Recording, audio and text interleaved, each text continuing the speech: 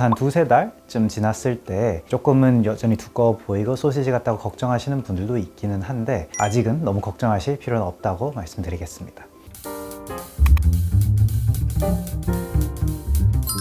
안녕하세요. 에이트 성형외과 최재혁입니다.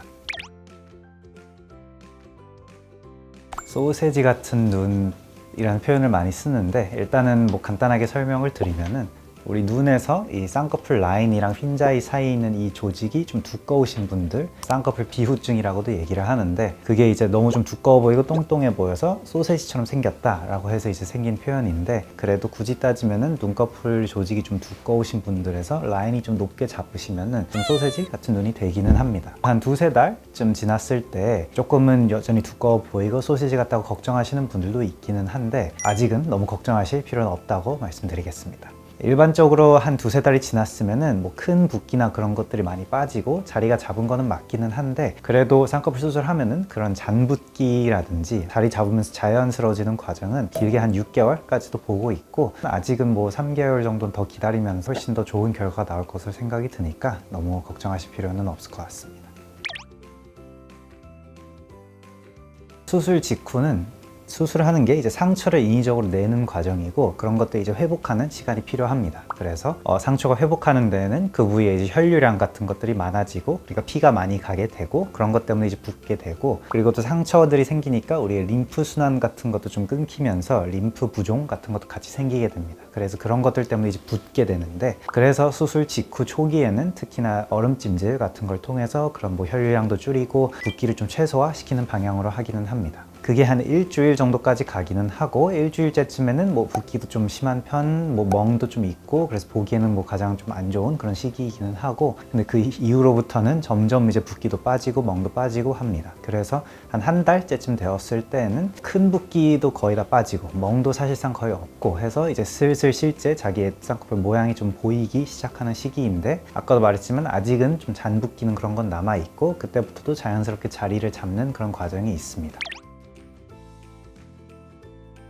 네, 의사마다도 물론 경험이나 의견, 수술 방법에 따라서 차이가 있을 수가 있고 그리고 또 환자마다 자신이 좀 잘 붓는 사람이라든지 등등에 따라서 조금씩의 차이는 있을 수 있겠습니다. 개인적으로는 한 6개월 정도로 보고 있고 그래서 6개월 지났으면은 이제 거의 사실상 본인의 이제 눈이다 라고 이제 말씀을 드리고 드물게 어떤 의사들은 그걸 1년, 2년 뒤까지도 보기도 합니다.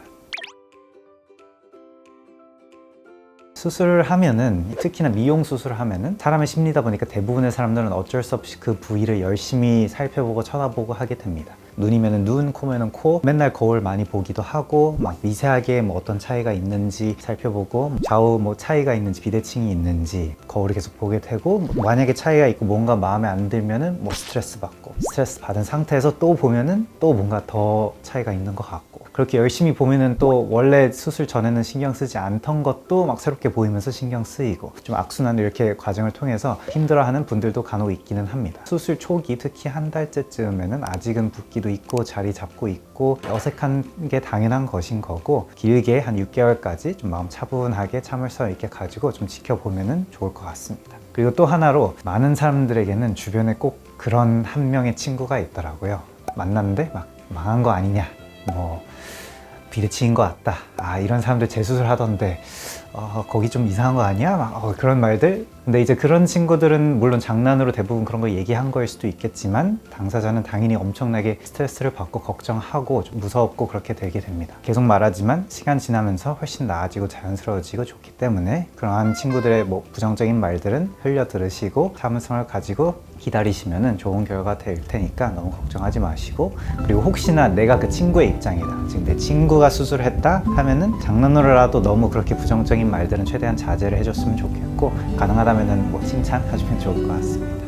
6개월이라고 하신 게 비절기 기준인가요? 절개 기준이기도 하고 비절개는 상대적으로 붓기가 조금 더 빨리 빠진다고 하긴 하는데 그래도 안전하게는 비절개조차도 한 6개월까지 보긴 합니다. 좀 빠르면 그래도 한 3, 4개월 정도 보기도 합니다.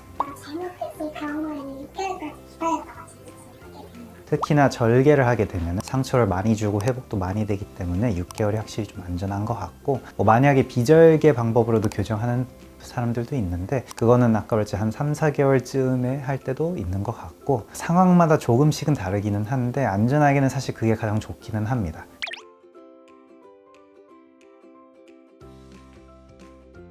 네. 조직 자체가 두꺼운 사람들은 우리가 수술적으로 뭐 제거를 하더라도 특히나 피부나 근육 같은 거는 제거할 수 있는 한계가 좀 있는 편이고 그리고 소세지는 아까 말했지만 눈 아래쪽이어서 그쪽은 사실 지방 제거와도 조금 다른 부분이기도 하고 그래서 아무래도 조직이 두꺼우니까 그 소세지도 두꺼운 느낌이 남아있기 때문에 생기는 거다 보니까 두꺼운 사람들이 조금 불리한 조건이기는 합니다.